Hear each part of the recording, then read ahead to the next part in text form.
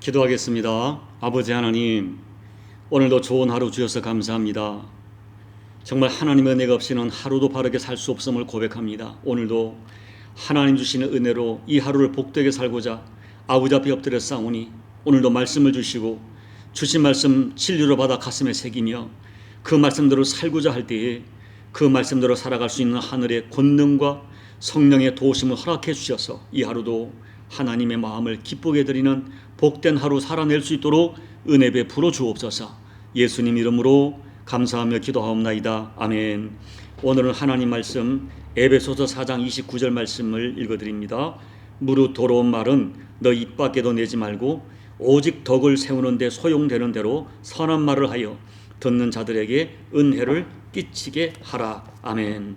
오늘은 예수 믿고 새 사람 된 세 사람의 삶의 네 번째로서 언어 생활에 대하여 말씀을 드리고자 합니다. 우리는 매일 수많은 사람들을 만납니다. 그런데 그들과 말로 관계를 맺으며 살아갑니다. 그래서 우리가 사용하는 언어는 굉장히 중요합니다. 왜냐하면 사람들은 언어를 가지고 말을 가지고 우리들을 평가하고 있기 때문입니다. 이 언어는 우리들의 인격을 말하고 또 그 사람의 신앙, 그 사람의 영성을 대변합니다. 그렇다면 예수 안에서 거듭난 사람들, 구원받은 사람들, 하나님의 자녀된 사람들, 오늘 본문의 말씀에 새 사람 된 성도로서 우리가 가져야 될 언어의 영적 원리는 무엇일까요? 언어에 대해서는 성경에 많이 나와 있습니다. 그렇지만 오늘은 이 29절 말씀에 근거해서 세 가지만 말씀을 드리려 합니다. 첫째, 새 사람을 입은 성도의 언어는 진실을 말하는 진실 언어여야 합니다. 오늘 말씀해 보면 먼저 더러운 말은 입 밖에 내지 말라고 말합니다. 여기 더럽다는 말은 다른 성경을 보면 현대어 성경에서는 악담으로 번역했고 공동 번역에서는 남을 해치는 말로 번역했고 표준세 번역에서는 나쁜 말로 번역했습니다. 그런데 저는 이 더러운 말로 표현된 악담, 남을 해치는 말, 나쁜 말의 본질적인 것이 뭐냐? 다름 아닌 진실하지 못한 거짓말이라고 믿습니다. 이것은 이미 우리가 25절에서 언급했지만 이 거짓말은 옛사람의 대표적인 구습이고 새 사람이라면 반드시 버려야 될 나쁜 구습입니다. 거짓말이 악담이고 나쁜 말이고 사람을 해치는 말입니다. 더러운 말입니다. 오늘날 여러분, 아니면 말고식의 거짓말이 온 세상에 너무 만연하고 있습니다. 이 사탄은 거짓말을 가지고 그럴싸하게 포장해서 이 세상을 살아가는 지혜처럼 사람들에게 인식하게 만듭니다. 인간관계는 일종의 거래의 과정이기 때문에 원만한 관계를 위하여 때로는 필요하면 적당한 거짓말, 용납될 수 있다고 생각하게 만듭니다. 그 결과 적당한 거짓말은 세상을 살아가는 비결이요, 심지어 힘이라고 생각합니다. 지금 이 세상은 거짓말을 해서라도 목표를 달성하면 거짓말이라고 하는 과정은 용납하는 경우가 얼마나 많은지 모릅니다. 그래서 지금 세상에는 너무나 많은 가짜 뉴스가 아무 거리낌 없이 진실처럼 유통되고 있습니다. 사람들을 막 호도하는 거짓말이 얼마나 많이 인터넷에서, 유튜브에서 이렇게 유통되고 있는지 정말로 두렵고 속상하고 화가 납니다. 그러나 하나님께서는 아나니아와 삽비라의 거짓말을 사람을 속이는 것이 아니라 성령님을 속이는 것이라고 단호하게 경고하셨고 그 거짓말의 대가를 그들이 혹독하게 치르게 하셨습니다. 성경은 거짓된 혀는 하나님께 미움을 받으며 거짓 증언은 반드시 패망하게 된다고 경고하십니다. 여러분, 말의 가치와 말의 능력은 진실에 있습니다. 새 사람 된 우리는 어떤 경우도 진실을 말해야 됩니다. 거짓말이 더러운 말입니다. 거짓말이 남을 해치는 말이고 악담이고 나쁜 말입니다. 예수 믿는 사람들은 말의 진실성을 인정받아야 됩니다. 사람들이 저 사람 말은 팥으로 메주를 쓴다 해도 나는 믿을 수 있어. 예수 믿는 사람들, 믿을 수 있는 사람들이야. 이런 말을 우리는 들어야 됩니다. 예수 믿는 사람들은 입술의 진실로, 진실성으로 그가 믿는 예수님을 증언해야 됩니다. 우리는 이 더러운 말, 거짓말 벗어버려야 됩니다. 둘째, 새 사람들의 말은 덕을 세우는 선한 말이어야 합니다. 오늘 말씀을 보면 오직 덕을 세우는 대로, 소용되는 대로 선한 말을 하라 이렇게 말해요. 여기 덕이란 말의 본래 의미는 건축하다, 이 건축물을 말해요. 그러니까 내 말을 함으로써 사람을 무너뜨리는 것이 아니라 사람을 세우는, 이것이 덕이 있는 말이라. 남에게 이로운 말을 하고 도움을 주는 말, 덕을 끼치는 말은 다름 아닌 사람들을 인정해주고 세워주는, 건축해주는 그런 유익된 말입니다. 여러분, 우리는 말을 할 때 1차적으로 반드시 진실을 말하는 영성을 가져야 됩니다.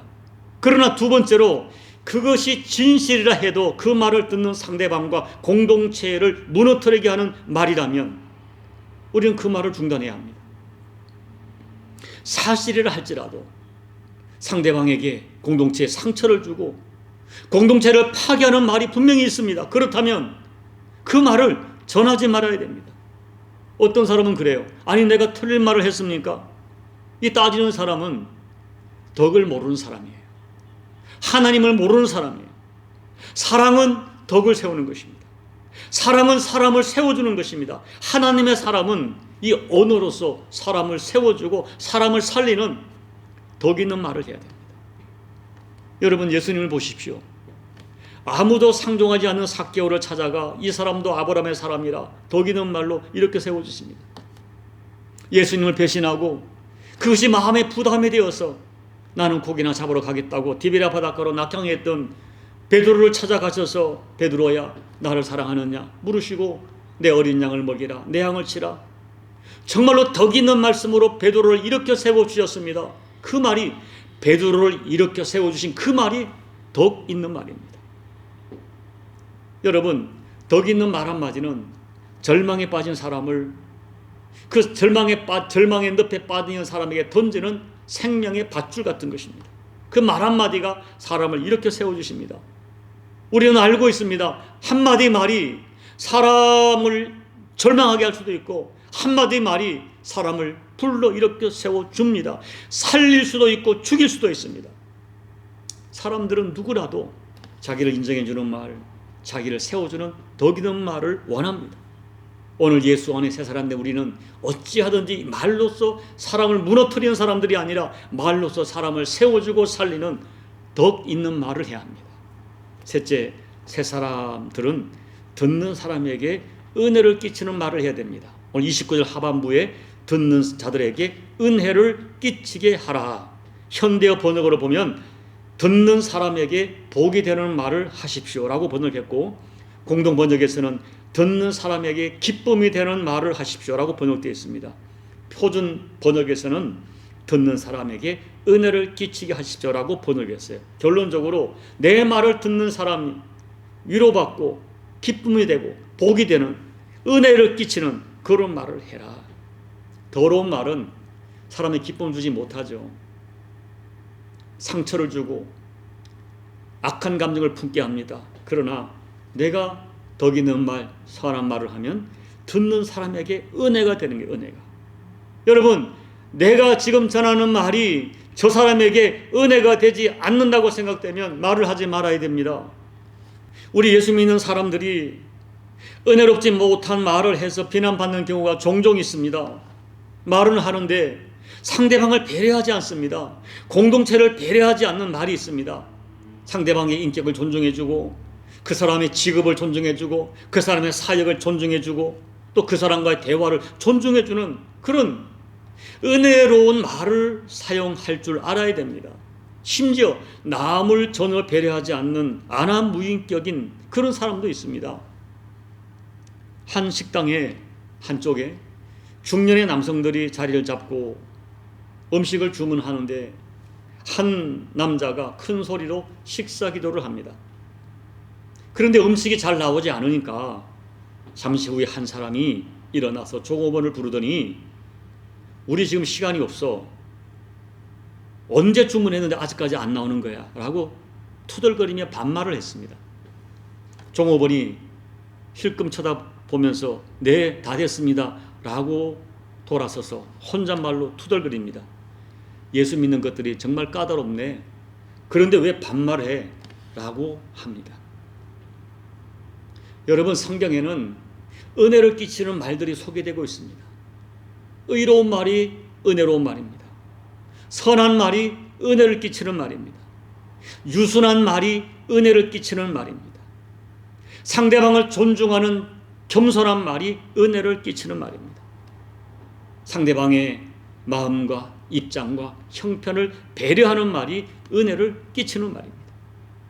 이제 말씀을 정리합니다. 야고보서 3장 9절로 11절 말씀 읽어드릴게요. 이것으로 우리가 주 아버지를 찬송하고 또 이것으로 하나님의 형상대로 지음을 받은 사람을 저주하나니 한 입에서 찬송과 저주가 나오는도다. 내 형제들아, 이것이 마땅하지 아니하니라.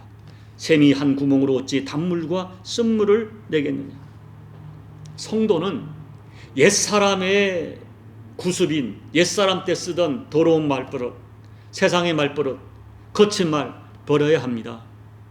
말 한마디를 해도 하나님을 생각하고 예수님 생각하고 상대방을 생각하는 덕스러운 말, 선한 말, 은혜로운 말 해야 합니다. 그리고 우리 교우들도 보면 평소에는 그냥 은혜로운 말을 잘 사용합니다. 그런데 조금만 기분이 나쁘면 금방 언어가 달라지고 심지어는 비신앙적인 세속적인 욕을 표현을 하는 사람이 있습니다. 교회 안에서는 신앙적인 사람처럼 이야기를 하다가 다른 곳에 가면 음담패설을 하고 더러운 말을 하는, 아무런 갈등 없이 하는 사람 있습니다. 안타깝게도 야고보께서 말씀하신 것처럼 한 샘에서 단물과 쓴물이 나오고 한 입에서 찬송과 저주가 함께 나옵니다. 오늘 야고보 사도는 이것이 마땅하지 않다고 선언합니다. 부디 여러분의 언어가 거듭나기를 소망합니다. 여러분의 입술이 거듭나기를 소망합니다. 여러분의 입술이 성령의 인침받기를 소망합니다.